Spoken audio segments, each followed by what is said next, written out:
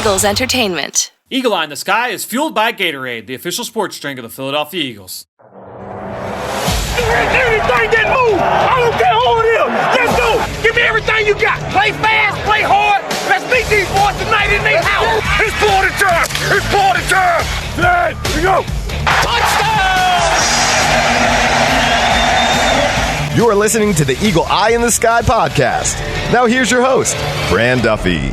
That's Run of the Week, and we've got a game versus New Orleans to preview as the Eagle Eye in the Sky podcast, fueled by Gatorade, continues. I'm Fran Duffy, and as always, I think we've got a great show for you here on episode number 293. At the top of this week's show, we've got Chalk Talk, where I chat with my friend Ben Fennell about the Eagles' Week 14 standoff versus the New Orleans Saints on Sunday at Lincoln Financial Field. We will talk about the change at quarterback for the Eagles, the matchup, the various schemes that will come into play for this game. We will hit on it all right at the top of the show in Chalk Talk. After that, Ben and I will go into our scouting report segment, and this week I wanted to focus in on one of the best players for this Saints team, and that is running back Alvin Kamara. How can he impact this game on Sunday afternoon, and how has his role changed a little bit with the change at quarterback? How has his game changed even since his days at Tennessee? We will cover that in scouting report. The show does not end there, though, because I also caught up with Eagles defensive tackle Malik Jackson to talk about defensive line play, some of the little things that go into playing at the position, and then also just his background in athletics growing up. So before we get there, a couple things I just wanted to make sure we hit on. As a quick reminder, the best way to help us out is to go into Apple Podcasts, leave us a rating, leave us a comment. If you leave a question, we will answer it right here on the show every single time I hit the mic. Also, if you enjoy my conversations with Ben every single week here on the on the Eagle Eye in the Sky podcast, make sure you go and subscribe to that Journey to the Draft podcast driven by AAA. Look, it's that time of year, the college season coming closer and closer to an end, so you may be starting to wonder, who are the top prospects that are going into the NFL draft next spring? Well, we've got you covered. Go check out the Journey to the Draft podcast wherever podcasts can be found. And this week on the podcast, we actually did a little bit of a special episode because Ben, Dane Brugler, and I, we welcomed in a special guest in Pro Football Focus's Mike Renner, and the four of us did a live mock draft for all 32 teams. It's a really fun exercise, and if you're going to learn about some of the names that people are talking about in the top half of round one, well, I thought we covered everybody. So we talked about their strengths, potential team fits. The Eagles, they're drafting number 6 overall right now if the season were to end today. Here's a quick sample of how that draft started, the top 5 picks, and we'll see who the Eagles take. I drew the fortune of picking the New York Jets. This one's cut and dry, guys. I'm going to go with Trevor Lawrence here. I don't think that this is really a difficult pick for Joe Douglas and for the New York Jets. Go with the best player in this draft. Go with Trevor Lawrence. There's no sure thing at the quarterback position, but feel pretty good about Lawrence's ability to both transition to the NFL and handle the spotlight of playing in New York City. All right, well, too, Jacksonville Jaguars could have a new regime in here by the time the spring hits. There's no secret we need a quarterback. I'm going to go with BYU's Zach Wilson. I think his trajectory is trending up to be the second quarterback off the board. You got to be able to create on your own in the NFL. You don't have these great picture systems anymore. You have to be able to get yourself out of trouble and create when things aren't there. So I think Zach Wilson would be a great face of the franchise and a playmaker for the Jags. I got the Bengals. I'm going to go Oregon OT Penei Sewell. What they did to not protect Joe Burrow was borderline criminal at the start of his career. Obviously, it backfired on them with him blowing out his knee. Have to address that. You already have a left tackle, but I think it's a problem that to have 2 of those is a problem I'd like to have from the Bengals. He's a rare breed of OT.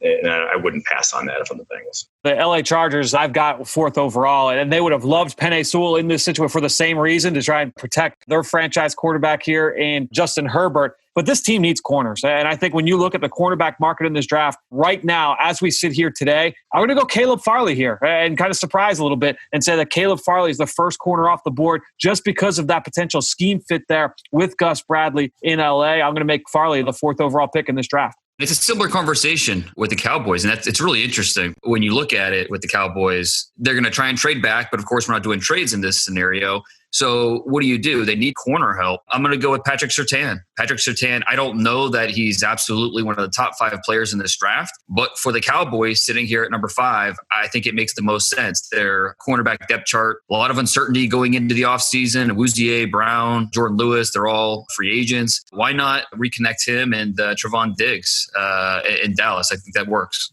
I got Philly, and you guys made this one easy for me, I believe. I'm going to go So a little bit of a tease there. We'll see, who the Eagles pick. You have to go check that out on the Journey to the Draft podcast, wherever podcasts can be found. And you can listen to that latest episode from this past Monday. We'll have another one dropping here in a couple days here wherever podcasts can be found. All right, talking about the Journey to the Draft, let's get to a guy who is on every single episode of that show. That's my friend Ben Fennell. We'll dive into our chat now in Chalk Talk. Let's get down to business. It's time for Chalk Talk. All right, excited to welcome back here to the Eagle Eye in the Sky podcast, my friend Ben Fennell. Ben, before we get into this week with the New Orleans Saints, I mean, obviously we got some big news to respond to with the Eagles making a change at quarterback here for this game against the New Orleans Saints. The Eagles making the change from Carson Wentz to Jalen Hurts. We saw it happen early in the second half against Green Bay. That carried through into this next week against the Saints. So just want to kind of get your thoughts. We talked with Greg about getting his reactions to watching Jalen Hurts on film. I talked about it. Interested to kind of get your thoughts after we watched Jalen in his first extended action playing quarterback. Well, I think he showed some good things and some bad things, a typical kind of rookie performance. I think we saw some good things. We saw some bad things, that were in a vacuum that Hurts controlled, and some that were the product of, the collective 2020. And I don't think it's any secret the injury set us back, and that kind of set a trickle effect of, execution and poor on-field play. There's a number of reasons for this team to not be winning games and looking pretty on Sundays. But as far as the quarterback position, I expect kind of how things have gone no matter who is at quarterback, whether it's Wentz or, whether it's going to be Jalen Hurts. I think he's going to flash and show some things to be excited about. But I think collectively we're 12 games in. This team is who they are, and it's going to be tough to change, snapping your fingers in the course of a week. We're trying to get a spark. We're trying to, do what we can to add some sort of energy into the offense or the locker room, and changing the quarterback, which is, the leader of the offense, leader of the team, sometimes can do that. So I understand the decision to make a change. And at this point in the season, kind of treating this like preseason 4, and you want to see what you have, and, for better or for worse, let the young kid go and get his feet wet. Yeah, and see if he can provide that spark that Doug Peterson had kind of referenced. I think the big thing is just trying to see what he can do, if he can kind of give your team a little bit of a lift. Obviously, what the offense had looked like with Carson had not been working, right? And there's no bigger fan of Carson Wentz than me in terms of what I think he can be, what he has already shown, frankly, in the NFL. And we'll go back to, obviously it's not just 17, but go back to 2018, go back to 2019. When he has been healthy and on the field outside of this season, he has been very, very good. So I think just letting him kind of step back, see if he can get some self-reflection, whether that means he's coming back later this year or if it's in the future, you're trying to see if you can kind of get him right, get him back to the level of starter that he can be. As far as Jalen Hurts, I think, you kind of touched on it. You're going to see a lot of the things we expect to see from a rookie quarterback, especially a guy that has that ability to escape and make those plays. They're going to lean on that. They're going to lean into that skill set. And honestly, I think that's the right thing to do. That's the right way to go about it. And so I'll be interested to just watch from the game plan this week. Do they kind of allow him to play that? I'll be interested. Will we see some, pass run option things for Jalen Hurts where, hey, it's one read and then we've got that built into the offense for you to be able to take off. I'll be very interested to see ultimately what the game plan looks like for Jalen Hurts in this game against a very tough New Orleans Saints defense. And that can allow us to quickly kind of transition into what we talked about this week on Eagles game plan with Greg Cosell, Mike Quick, Ike Reese, John Clark. The number one thing, matching up against this New Orleans Saints defense, to me, one of the more undersold units in all the NFL. It's a very aggressive group. I told Greg earlier this week, a very fun group to watch on tape. A lot of press man coverage, a pressure team. They'll play a lot of sub package, a lot of speed on the field, and that means that those guys in the front seven, the linebackers and defensive line, are used in a lot of different ways. So it's a very aggressive group defensively. And then offensively, just the growth of Taysom Hill as a passer. We know that he could be a dynamic runner. So the Eagles defense, you're going to have to deal with all the quarterback run stuff. And we talked about what they're going to have to do to stop that in that game. So those are the things we touched on Eagles game plan. To kind of get into the discussion with you, I want to start with what I just ended that with, and that's the design quarterback runs. And I think it's a cool conversation to have this week because not only are you talking about that with Taysom Hill, but you're also talking about that with Jalen Hurts. And is that something we'll see more of with the Eagles? You watch Taysom Hill, you're going to see quarterback power. You're going to see quarterback sweep. You're going to see a lot of different designed runs. And then you have the option plays as well. Those are two different groups, I think, to kind of keep that in mind for the listeners, is that, the zone reads, those are different than, in my mind anyway, and you correct me if I'm wrong, those are different in my mind than the RPOs, the zone reads, all of that. Those, I think you put them into two different buckets, much less the scrambles that you'll get when he drops back to pass and then takes off. All of that a little bit different than what you're getting. So when you see those designed quarterback runs in your mind, number one, why are they effective? And I guess the second part of that, why are they so difficult to stop for a defense? Yeah, at the end of the day, whether it's the zone reads and the option-based run game with a quarterback, which you really don't have to be a overly athletic quarterback to execute zone read. We've seen guys like Andy Daltons of the world, and I don't want to say Aaron Rodgers isn't athletic, but he's known just to be an athletic running quarterback. He can make plays out of structure, but that's kind of playing off a defender's leverage and making him wrong. You don't have to be a fleet of foot player to make a player wrong. But at the end of the day, all these QB runs, the option stuff, it messes with the fundamentals of box counts for defenses and aligning and matching up against blockers and running threats for the offense.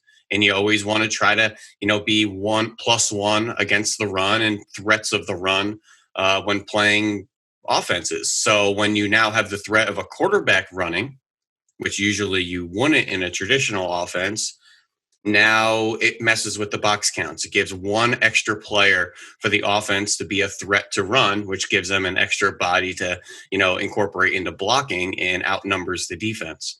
So philosophically, it adds an extra number to the offense that the defense has to account in the run game that traditionally they didn't have to. And from the QB run game to the plays out of structure, you could really take a snapshot of what Nick Saban's had to do with his team over the last 10 years. And Johnny Manziel, the QB runs, the out of structure plays, really changed his view on what he wanted from his edge players, his linebackers, his safeties to respond to these athletic quarterbacks.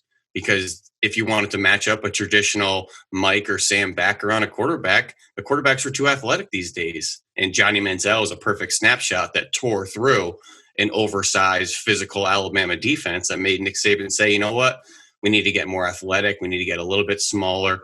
Offenses are getting faster, and it's really being reflected through the quarterback position and the quarterback's ability to run, whether in structure or out of structure. It really just messes with a lot of the fundamentals of defenses from the 90s and the 2000s. Yeah, I think ultimately, too, there's a lot to it, a lot to kind of dive into. No question. A lot of layers there. I think when you're looking at the need for speed defensively, that's what when you look at how teams are trying to play Lamar Jackson in Baltimore, right? You're going to see a lot. You want to have more speed on the field to counteract with that. I just think it's going to be really interesting to see if you can get some of those designed quarterback runs, because the big thing is, look, when the quarterback's in the mesh point with the running back, I feel like defenses now, they're coached up on how to deal with that. And not that they're not coached up on, full-on quarterback counter, full-on quarterback power, quarterback sweep. But I feel like it's a little bit of a different look. And when you're not accounting for, hey, here's a running back leaking out ahead as a lead blocker, as opposed to like dealing with the mesh point and all that goes with that, all the different change-ups. Look, we talk about when you have a multiple run game, just in a traditional run game, if you run power, inside zone, outside zone, you've got your sweep plays, you've got all those different elements to your run game that can be really beneficial. I think you take that to the next level with the quarterback run game. If you do all these different things, that's what has made Taysom Hill so effective in those early starts. You go back to his first start against Atlanta, 3 weeks ago? They emptied the playbook in terms of the quarterback runs. It was fun to watch. They kind of kept Atlanta on their heels. I wonder if we'll see some of that here from the Eagles in this game. Yeah, it's a really good question. I would be shocked if we didn't. And the quarterback running, it's a really interesting thing because it's the same way the Wildcat took over college and then into the NFL for that, little flash in the pan that it just changes the number counts for the defense, in that the person receiving the snap is a threat to run. You have to account for them. You have to match up to them on a defense, when in the past the quarterback's handing it off, he's not blocking or running. You don't have to account for him. So the Wildcat, the quarterback runs, has really changed the way defenses have to match up with their box counts and trying to always stay +1 ahead in the run. And you have some teams that are overly committed to the run, like the Ravens. it's more advantageous to be not just +1 in the box. You got to be +2 in the box. And you saw last night the Cowboys played cover 0 against some of these run looks. Now you're getting extra bodies into the box, but the issue with that is then you now don't have a back line of defense. Well, Lamar one step through that second level and nobody's back there. Yep. So there's a lot of different ways to kind of match up philosophically. And it's really some of the tougher defenses to match up with, just because I think the NFL defensive structure is, not used to this style. Obviously, it's been in a league now for 10, 15 years. And so it's evolved. It's not the same way Michael Vick was running around. It's different today. Yep, sure. But yeah, it's an interesting conversation. It's a constantly changing and evolving, and I don't think we're as critical of saying, that's a college-y thing. The NFL will catch up. What happens on Fridays goes to Saturdays, goes to Sundays. It's the same players going through them, and if they're the ones comfortable running those schemes and successful, let's apply it on Sundays and figure out, where we can use it. So I think one interesting element of the conversation, especially when you talk about this New Orleans team, is, I feel like they've got maybe the best offensive line in football. I think you look at Teron Armstead, one of the best left tackles, Ryan Ramczyk, one of the best right tackles. They've got at left guard, Andrus Peat, very underrated player. Big, powerful kid. And then you've got two young guys in Cesar Ruiz, this year's first-round pick, Eric McCoy, a top 50 pick a year ago out of Texas A&M. You've got those 5 guys. I mean, that is a really, really talented group. And so that takes me to just overall their team-building philosophy. So much has been down. Everybody knows, you built through the trenches, and there are a lot of people that say that. That's not an original thought. But then when you think about this team specifically, you look at Drew Brees, right? This is a guy who lives in the pocket. He is a pocket passer, especially at this stage of his career. Keep that pocket pristine, keep him healthy. So, yeah, you want that group to be really, really strong. And then you look from the other side of it. If you're going to lean into the quarterback run element, and you look at Baltimore, right? Same kind of idea. If you're going to lean into that, you're going to count, number one, on the quarterback being a dynamic player, and then the scheme element of that as well. That's going to give you an advantage. So the other way that you can further, elevate that advantage is with dominant offensive line play. You don't necessarily need the receivers to be game breakers. You don't need the running backs to be super plus talents, right? Because you've got the quarterback that's going to add that dynamic quality. And then you've got the scheme, that element of, not of surprise, but essentially that element of surprise, that's going to allow you to say, you know what, if we've got that dominant offensive line with the scheme and then the quarterback running it, now we're cooking with gas. It's an interesting offense in that I think Sean Payton's running an elite group, and he's been consistently one of the best play callers in the NFL, but he's doing it different than the Andy Reids and Matt LaFleur and Sean McVay and Kyle Shanahan's. In that, Fran, what does it say to you that like the Saints team leads the NFL in using 6-0 linemen? I feel like this is like almost a no-nonsense offense. We don't use tons of motion. We don't use tons of bunches. We don't use tons of empty. 25th using play action. This isn't the same, strokes and folks that we're seeing around the league and the other dominant offenses. He's doing it much differently. And I call this a no-nonsense. We're telling you what we're going to do, and we're going to do it. And because we're better than you. And like stacking, the offensive line with 6-0 linemen. We don't need a tight end that, is he a run threat? Is he a pass threat? Is it Jared Cook? Can he stretch us vertically? No, we're going to put an extra old lineman and say, you know what? We're going to have one less skill player because we want to be tough up front, be secure up front. It's a no-nonsense group. And a lot of those guys up front are pretty no-nonsense, from Andrus Peat and Teron Armstead and Ruiz and Eric McCoy and Ramczyk. And they're a deep group, and they're a physical group. And I really love the way Sean Payton calls that offense. And it's different than you typically see around the NFL. What's funny about, you talk about, that's a no-nonsense approach to that. I think, I've talked in the past with coaches about things like 20 personnel, 2-back pony sets, right? Not with a fullback, but with 2 tailbacks on the field, which the Saints will do plenty with, with Latavius Murray and Alvin Kamara, which we'll talk about here in a little bit. But when you've got those 2-back sets, when you've got 6-0 line sets, you worry, like, all right, are you kind of, giving away some of your advantage by tipping your hand, essentially?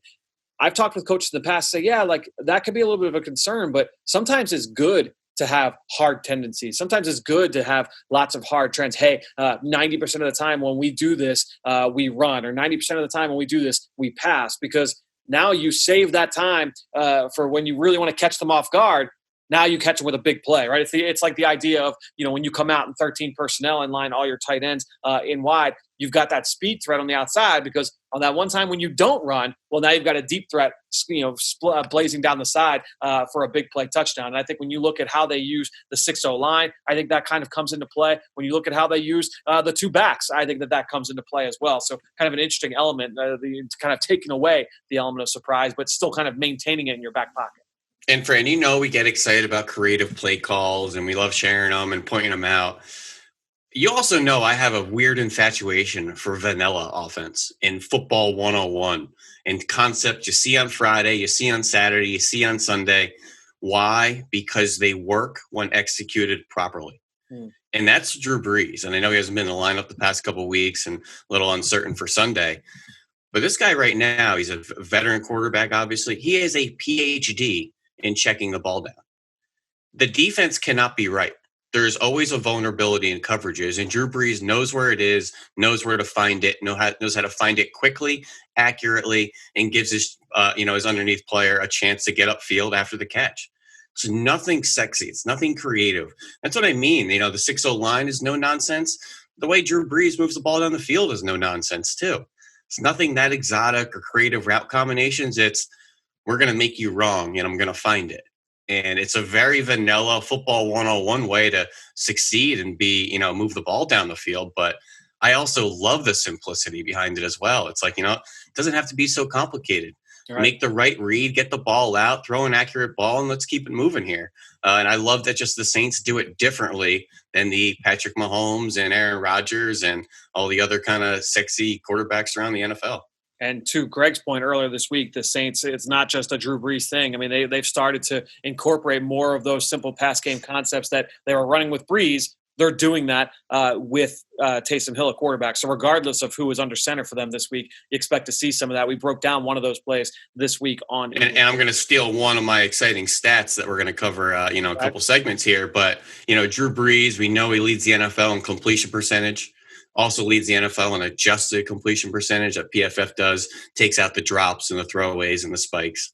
But the interesting thing, Fran, is Taysom Hill is second in both those categories. Right. Yep. And it's not like Taysom Hill has only had, 11 throws, and he's got over 100 dropbacks. He has a high volume. And it's very interesting that, like you were saying, they're starting to do some of those Drew Brees things with Taysom Hill. He's getting the ball out. He's accurate. He's okay taking the checkdowns, and it's really being reflective in some of these completion numbers. Let's get over the defensive side because, as I said at the top, this is a really fun defense to study. And one of the things that I think they do a really good job of is using their linebackers with their pressure package, and not just in, they're going to line up a double A gap and you're going to get them blitzed off the edge or doing this or doing that. They're really creative with using those guys with games with defensive linemen. So you and I have broken plays down like this in the past for Eagles game plan, for Eagle Eye in the Sky articles and things of that nature, where a linebacker will come up and work in tandem, basically running like a TT stunt with a defensive tackle or a TE stunt with a defensive end, where, he jets inside as a picker and a defensive lineman comes out and loops around, into that gap. I think I look at Demario Davis, Alex Anzalone is used this way. Quan Alexander's only been there a couple weeks. I haven't seen too many reps of Quan being used that way, but Demario Davis, especially using those guys with the pressure package with the look of stunts. Why is that so difficult in your mind? Because I'd love to get an explanation for our listeners as to why I personally am so excited by those kind of pressure looks. Well, I love the use of the personnel. They're a heavy dime defense, so that means they're trying to deploy 6 defensive backs. They want those safeties and corners to do a lot of the coverage assignments. Let's not have our linebackers match up against running backs and tight ends down the field. I think Demario Davis has taken a step backwards like twice this year. Right. And that's what I talk about in college on types of linebackers. And I might say he's never taken a step backwards. It's not necessarily a negative. I'm just talking about how he's used. There's a place for that in the NFL. And Demario Davis is a great example of a great blitzer. He's physical, good in run support, can move sideline to sideline, but rarely turns and runs or takes any step, away from the line of scrimmage. But when you're using those linebackers in corporation with the defensive line on stunts and twists and games, it's just adding more timing and chemistry and cohesion with the running back and the offensive line, Fran. The O-line works ad nauseum, passing off stunts and twists and, TEs and TTs and long stunts, and the guard and the tackles are working together, and the center and guard, everybody next to each other. Well, all of a sudden the running back's on the linebacker in pass pro, and the linebacker is going to be part of the stunt. So now all of a sudden it's Miles Sanders working with Isaac Seumalo picking up a stunt. Some offenses might not practice that. And it's really a tough thing to develop that timing, the chemistry, who likes to punch hard to pass off a player, who is soft kind of taking that contact, who maybe gets off of, their level a little bit faster. And it's tough for tackles and guards to be interchanged and work together. The second Jason Peters goes out and it's Dillard working with Seumalo, it's different. And then Mulatto working with, Herbig, it's different. And now all of a sudden it's a running back working with one of these bodies. It's just a chemistry and a timing thing that isn't as perfected as some of the offensive line one, just to kind of break it down in a one-on-one sense. And that last part of it, to me, talking about the stress on the running backs, is the most important part, especially for this weekend. I didn't feel that the Eagles running backs in particular, and this wasn't just one person, I felt like the group in general did not have a great game in terms of blitz pickup against Green Bay. I thought there were a couple of free runners that the running backs should have been responsible for, no matter who was at quarterback, because it happened with both Wentz and with Hurts. I think, going into this one, there's going to be even more added pressure because of what New Orleans does up front with those linebackers. So coming off of that, and you kind of touched on this a little bit, I think it's interesting. We talk about, 3-down linebackers and what they look like in the NFL. Just a few weeks ago when the Eagles played San Francisco, you and I were on this segment. We were raving about Fred Warner, right? And just how he's maybe the best linebacker in the NFL and, what he can do in coverage and all the different things that he brings to the table. I think it's interesting to kind of juxtapose that with a guy like Demario Davis, who, Greg was lauding Demario Davis earlier this week about just how he's one of the best linebackers in the league. And as you mentioned, he does not play in reverse. He is not a coverage player. So there's two different ways you can kind of be a 3-down player at the linebacker position in the NFL. So I'm interested in who are the other guys in the league that you feel kind of fit that role, and how do you view them? Because I feel like you and I, when we're watching guys in college, we'll say, oh, well, he's not really – what value does he bring in coverage? I don't know if he can be that guy. Well, there are lots of schemes where they may not ask you to be that guy in coverage, and they're going to ask you to get after the quarterback. And so if you can do that, well, you might be seen as a very valuable piece for that defense. Yeah, and typically these are the little bit of an older school off-ball linebacker that you end up being a sub-rusher because you may be a little heavier, stronger, and lacking the athleticism or the coverage skill to go turn and run or to play in space. And that's kind of Demario Davis. That's the way Devin White's now being used in Tampa under Todd Bowles, much more of a sub-rusher on third down. Kyle Van Noy, Jerome Baker down in Miami. And it seems like a lot of the same kind of defensive tree teams, anybody from the New England Belichick tree. So that was Detroit, Houston, Romeo Crennel, Miami, Brian Flores. Seems like they all have personnel that do that. So New England, Dante Hightower, Jamie Collins, those types of bodies. Detroit, Van Noy, Jerome Baker. Jerome Baker's down in Miami with Van Noy right now. But Detroit, they also had Jamie Collins for a little bit, Jelani Tavai, Reggie Ragland, Gerard Davis, Houston, Bernard McKinney, Anthony Barr did that in Minnesota.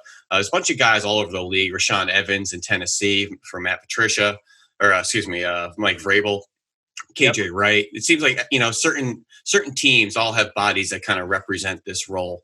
So saying that you're a sub rusher on third down as a linebacker, that's okay. There's a place for that in the NFL. It's more of just saying, what does he do well? How do we put them in positions to be successful if you're not a coverage turn and run type of linebacker like the freak that Fred Warner is? So I don't want to take this too much down to the conversation, but we usually have these kind of chats over on the Journey of the Draft podcast. We do that Under the Hood segment every single week.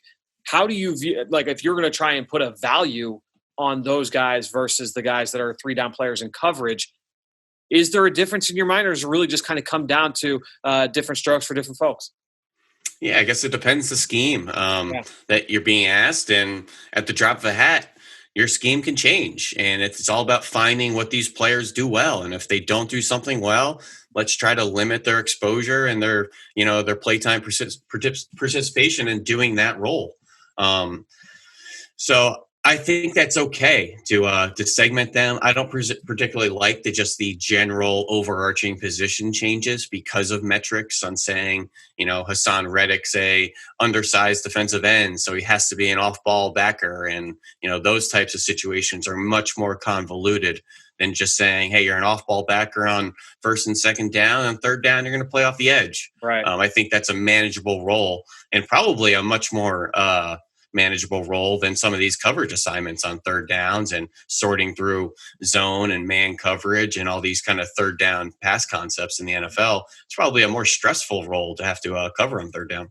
So before we get to our scouting report on Alvin Kamara, real quickly, any numbers that you want to shed some light on here for this game? I know you brought one up, obviously, with Drew Brees and Taysom Hill, but anything else that kind of stood out to you? Yeah, the Drew Brees Taysom Hill I thought was interesting. Taysom Hill was also not just as accurate, but an accurate quarterback right after Drew Brees.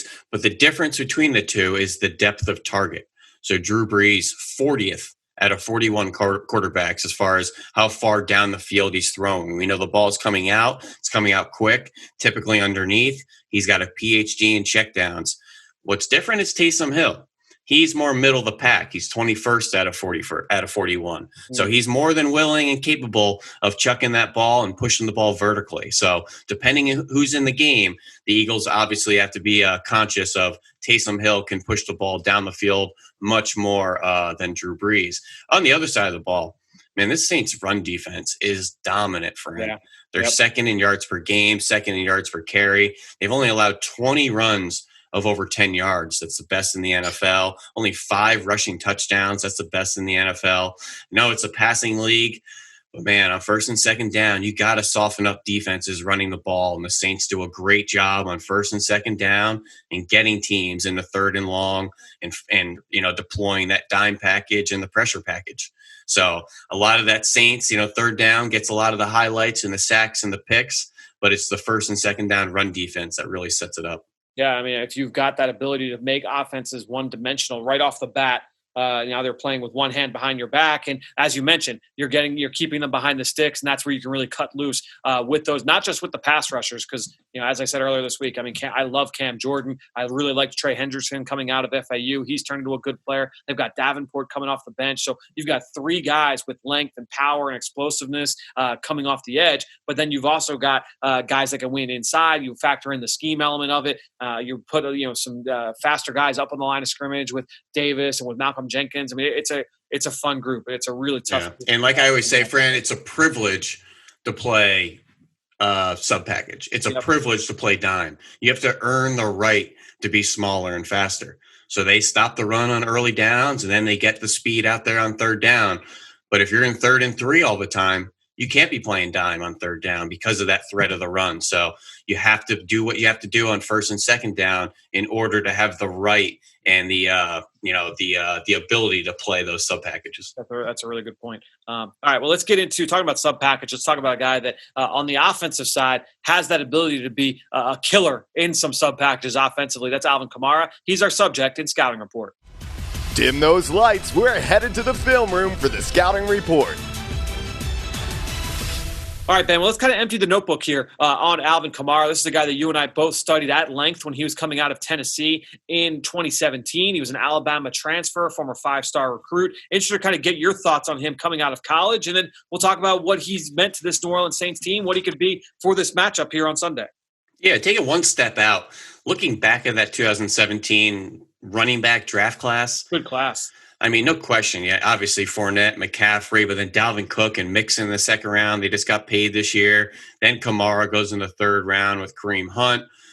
Then that 5th round, tons of running backs from Jamal Williams and Marlon Mack and Tariq Cohen. And they have Aaron Jones coming, down the pipe. Chris Carson's a 7th round pick. You go right to the undrafteds. Corey Clement, 2017, the plays he made in the Super Bowl for the Eagles. Austin Eckler was undrafted. Looking back, a really fun, deep running back group, which you don't get every year coming into out of college football into the draft. But Alvin Kamara out of Tennessee, just a shade over 5'10", 214 pounds, ran about a 4.56 at the combine, redshirt junior. A lot of people forget he was recruited to Alabama in the same class as Derrick Henry. But his freshman year did not go like Derrick Henry's did, had some knee injuries, ended up redshirting, and inevitably transferred to Hutchinson Community College, where he was the offensive player of the year, highly coveted JUCO running back, ends up going to the University of Tennessee. Interesting kind of, I'm going to go with some of the issues here first. We're going to take this backwards, Fran. So Alvin Kamara, not the most powerful back, a little too upright, a little patient at times, not a sharp cutter, in my opinion, more of a gliding runner. 0 runs from under center in his time out there at the University of Tennessee. Minimal volume workload. I think he had 1 game in his career with over 20 touches, 2 games with over 15 touches. Bunch of fumbling issues. At 4 on offense, 3 on special teams, not tons of reps in pass pro. And then there's a lot of off-field stuff to sort through from the knee. Both knees had some injuries, an MCL tear in one, arthroscopic surgery in another one. So the medicals are going to be very important at the combine. 2 Nick Saban suspensions at Alabama. Then when he leaves Alabama, he has a little driving arrest for a suspended license. So there's a lot of stuff kind of off the field as well to sort with him. But once you got him on the field and some of the goods, I know I talked about too patient at times, but that's what he did. He kind of sorted through the traffic behind the line of scrimmage and then darted through the line with really good acceleration, can really get to the corner on the outside. Great contact balance. He was shifty, slipping off tackles. At the end of the day, Fran, he makes people miss. Yes. And that's what you want out of running backs, not only in tight spaces, but out there in the pastures, the open field, on the perimeter as well. Caught the ball very well out of the backfield, great hands, punt returning, great finishing runs, tough in the open field, run hard.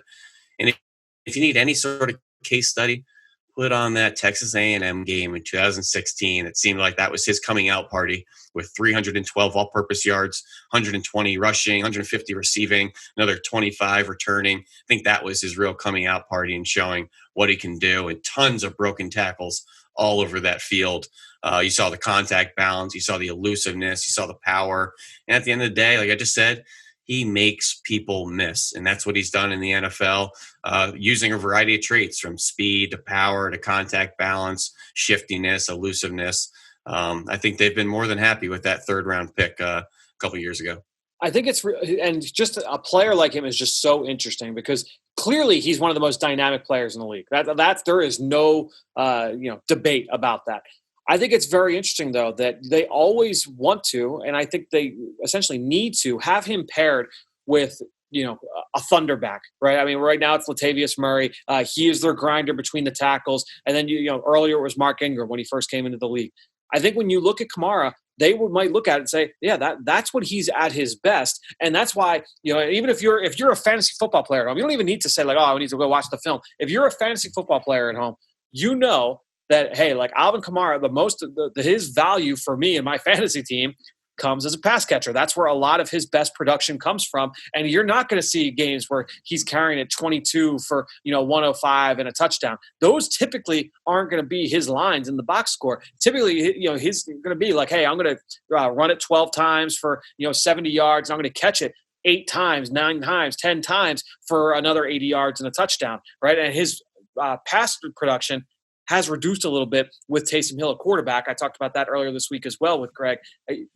When Drew Brees comes back in the lineup, you get more of those, not just the checkdowns, but some of the more built-in touch throws, the screen passes, things like that. I think they're more willing to give those to Drew Brees. But kind of like the conversation that you and I had about Evan Ingram a few weeks ago when we were previewing the game against the New York Giants. And now he is a guy that you're always going to want to pair with a more prototypical wide tight end. I feel that Alvin Kamara is kind of like that to the next level because Kamara is, he is a truly proven dynamic playmaker season after season after season. So not as many question marks with him as compared to Evan Ingram. I don't want to make that apples to apples comparison, but he is a guy that I think when you want him, working at his best, you want him working with that other guy who's going to eat up kind of the junk yardage plays downhill between the tackles.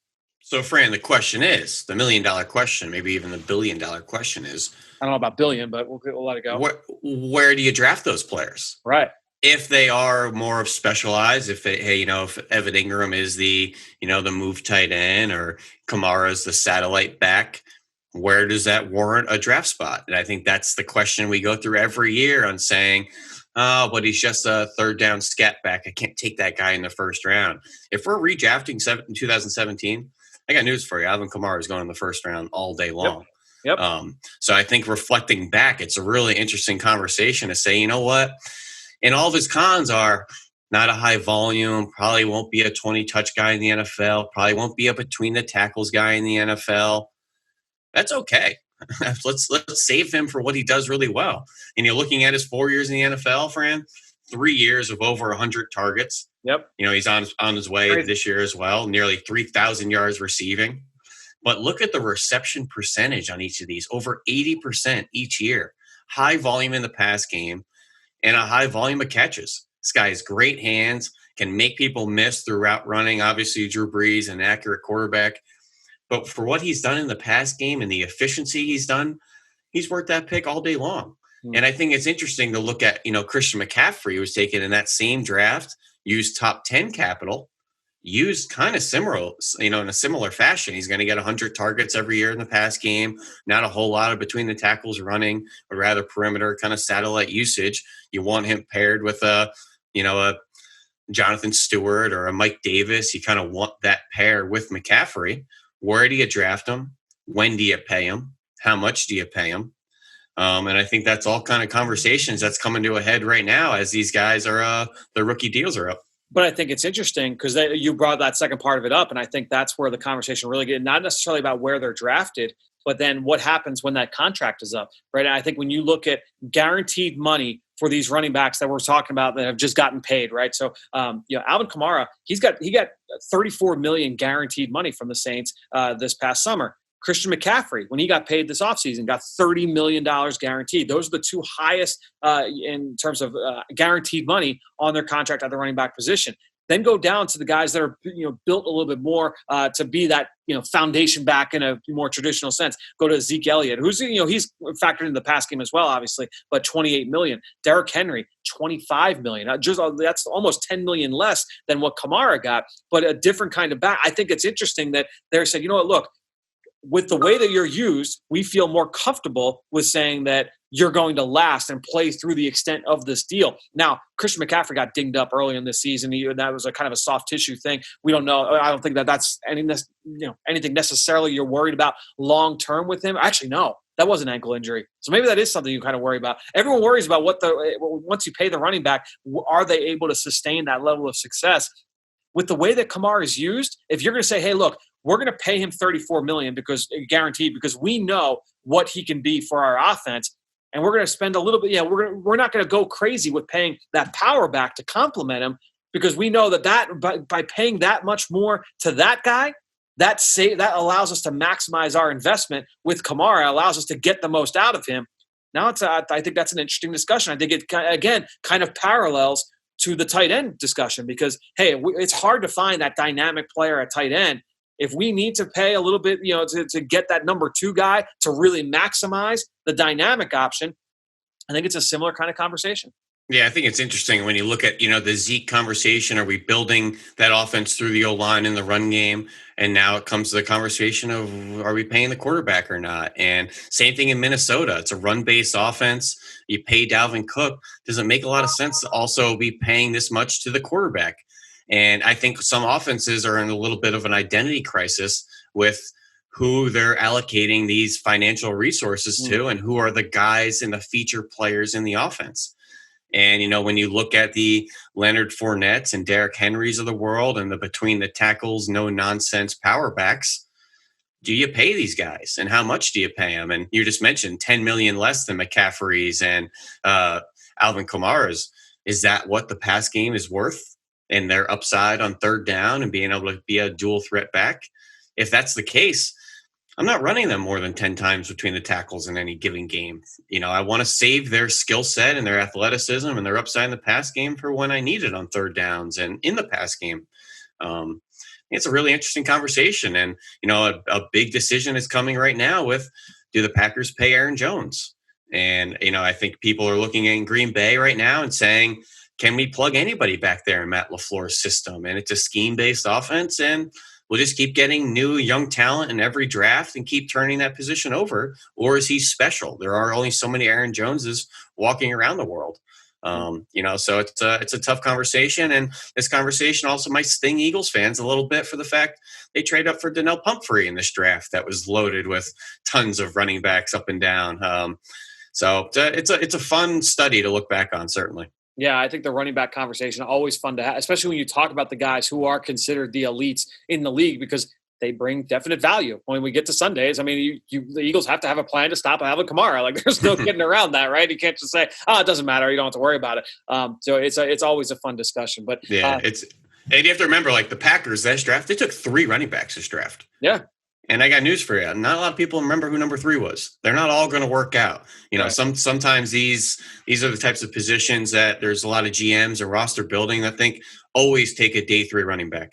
Keep turning over the bottom of that position group, because you never know when someone's going to squeeze out like an Aaron Jones or an Austin Eckler or a Chris Carson on the back end of the draft, and you get really good value, and you get young, exciting talent for 3-4 years at a really good premium. I feel like there are a lot of positions off top. I feel like there are a lot of positions that people say, every year you should take a quarterback. Every year you got to take offensive lineman. Every year you should take a pass rusher. Every year you should take a running back. It's like there are only so many draft picks go around. You can't spend a pick at every position everywhere. But let's please keep adding new, exciting young talent to every position group. All right, that's what we're trying to do here. That would be ideal. Yeah, exactly. I think that's the goal for everybody. Ben, as always, great stuff. We will talk to you next week here on the Eagle Eye in the Sky podcast, and we will talk to you really tomorrow right here on the Journey to the Draft podcast. Again, you can go find Journey wherever podcasts can be found. Experience the fastest internet and more in a snap. With Xfinity X5, you get the speed, coverage, control, and security you need for the ultimate in-home Wi-Fi experience. Xfinity, proud partner of the Philadelphia Eagles.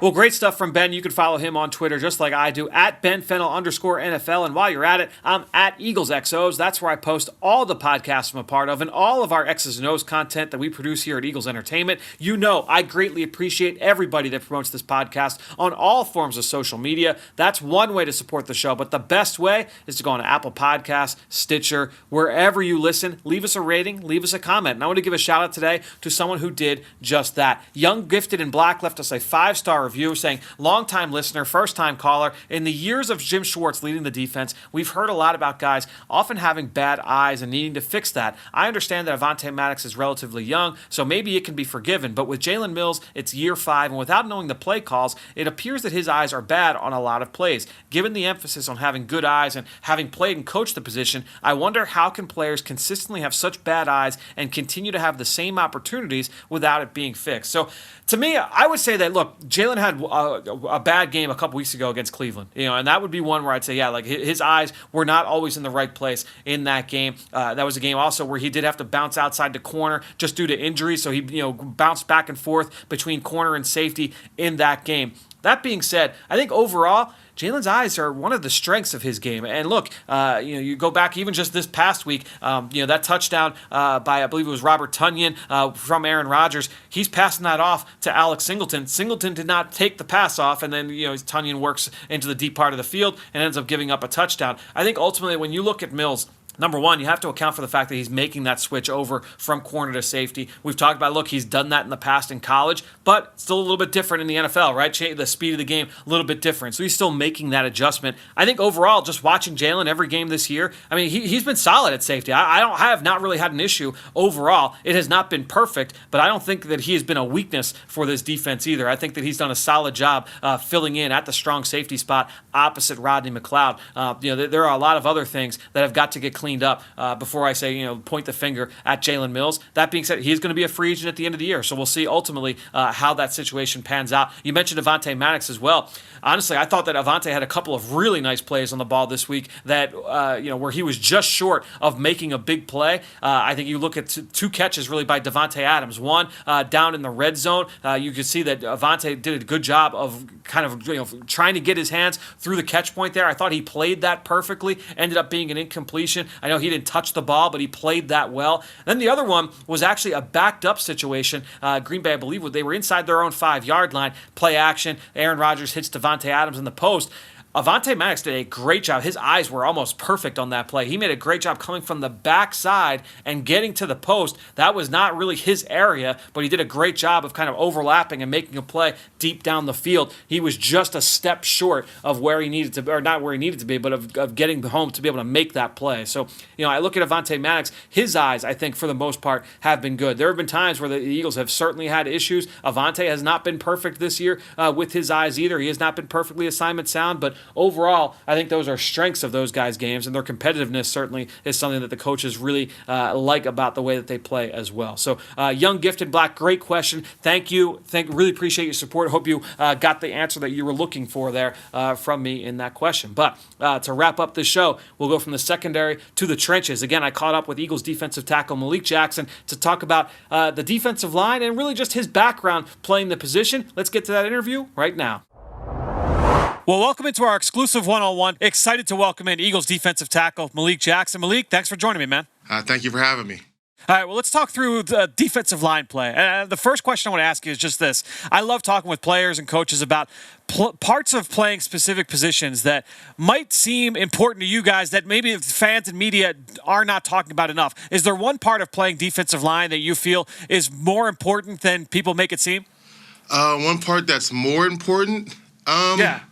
I think I guess I want to say pass rush because to get to the pass, you have to play the run. You know what I'm saying? So it's like the run has to be equally as important. So I don't know. I think, but it's hard to say because pass rushers get paid the big dollars. You know what I'm saying? So it's hard to say that. I say getting hands up. I think getting hands up is just as important to everything. So bat those balls down. Yeah. I like that. Yeah, so just kind of taking away passing lanes. Yeah. And I feel like that's, watching you for the last few years and watching you, even going back to Tennessee, I feel like that's something that you do a lot of, whether you're lined up outside or inside throughout the course of your career. When did you kind of learn to kind of pick that part of your game up? Well, it really just being good coaching, having good coaching, especially when I got to Denver with the coach Bill Kolar, he really emphasized getting hands up. And so that year when he was there with me, it really just got me better with that. And I tried to take that with me the rest of my career. I feel like you're one of those guys that does a lot of the dirty work inside. And going back, even to, like I said, I've been watching you since you were, making plays in the SEC with Tennessee. You come up into Denver, you go to Jacksonville, now here in Philadelphia. You do a lot of that dirty. What are some of those things that you feel, again, kind of go unseen along the defensive line? I think it's the double teams. People don't really see the double teams going on. I think really setting edges. You got these really big athletic guards coming at you. So being able to just stop their momentum and set an edge and, not make it have to bounce out to the end and just cutting everything sharp. I think those are two things that, are really important. And one thing, I feel like with you, when you came out in, 2012, it wasn't really talked about this, but, if a guy with your skill set come into the league this year, people would be talking about, this is a positionless player along the defensive line. He could play D-tackle, he could play defensive end. When you fully made that change to D-tackle, what were some of the things that you kind of had to learn quickly and make that adjustment to playing more inside? I changed to 3-tech when I left Southern Cal to go to Tennessee. And the biggest thing was just everything happens a lot faster. The steps are shorter, the engagement's faster. It's right now. The quarterback's right there. Instead of, being at end, he's further. You have to take more steps to engage. So I think just everything happening now and being in the phone, pretty much fighting in the phone booth was the biggest change for me. When did you know growing up that you were going to be a defensive lineman? When did you start playing football, and when did you first make that adjustment to the D-line? I always knew I was going to the NFL. You couldn't tell me anything different. But in high school, I was a defensive end, and then I got to college at Southern Cal, and then I think I played a little bit of end there. And then when I got to Tennessee, I played 3-tech. So, yeah. When did you start playing football originally? I started when I was 8, the youngest you could. Yeah, I was young out there doing my thing. My dad was my coach, so you know how that goes. Nice. Yeah. So it was fun times though, man. I sit at home and I think back a lot of those days. Just definitely those young years molded me. It was nice. Those are nice. What did you play? What did your dad put you in at first? He was a linebacker, and so me and my brother were middle linebackers, the 40 below brothers. That's what he called us. So. When did you make the move to D-line then? We moved to D-line going to high school. We were going to high school, and our high school had some pretty good linebackers, so they moved us to defensive ends, and that's when it started. Did you play other sports growing up? In high school, I ran track to get faster for football. Okay. I saw the importance of just turning the edge and, being a leaner guy. I really want to emphasize the speed. So, that really helped me. What events did you run, and what were you weighing these days when you're running track? Shoot, I was. My reference of weight is so off. You know what I'm saying? So like, I would say I think I was about like 120, 40, something like that. Yeah, I was small. Smaller. Sure. Yeah. But yeah, I ran the 200. I ran the 100 once. Oh no, I ran a 400 relay once, and I was the anchor. Killed that. Okay. I ran the 100 a few times, but what I really did was the hurdles, 200 hurdles. So yeah. I've heard a lot of coaches will talk about hurdles and just that they like guys that have that background because that's a tough event to go through. I mean, you're dealing with that. You're having to work at high speed and work the hurdles, and not to mention doing that when you're rocking 400 meter relay, 200 meter relay. Those are sustaining kind of events. Does that kind of are there some takeaways that you take from your days running track and transitioning to playing full time along the defensive line? Definitely, I think the hurdles, you can sit there and you have to, you're running, thinking, adjusting, trying to get everything set as you come up to that hurdle. So I think I think I can say a lot of things, now that you're asking me about it, I think a lot of things came from that, just being able to think on the fly, adjust and be aware of your surroundings, but also understand yourself. So, yeah. I like it. So then just transitioning real quickly to the NFL, who were some of the guys that took you under your wing or under their wing early on and kind of helped you get acclimated to the NFL? When I got to Denver, it was Robert Ayers. He was because I came from Tennessee. So he really, Tennessee guy. Yeah, that's right. So he really helped me. And a guy named Kevin Vickerson. Those two really just, attached to me. And then all you hear is about guys, when you come to NFLs, they're going to tell you the wrong thing. They're going to try to make you look bad so they can stay. And that wasn't them at all. They really took me under their wing and really helped me and made it easy for me. So it was nice. Was that something that you took with you, throughout the course of your career, and are other guys that you feel you've tried to reach out to, young guys that have come into the league? Oh, definitely.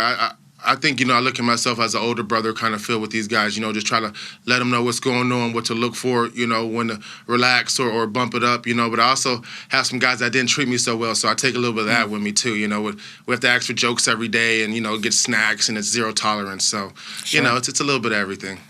The last question for you is just, playing on a defensive line like this one, where you guys got, too deep across the board, and even guys that are on the practice squad that can play in the NFL and have proven that.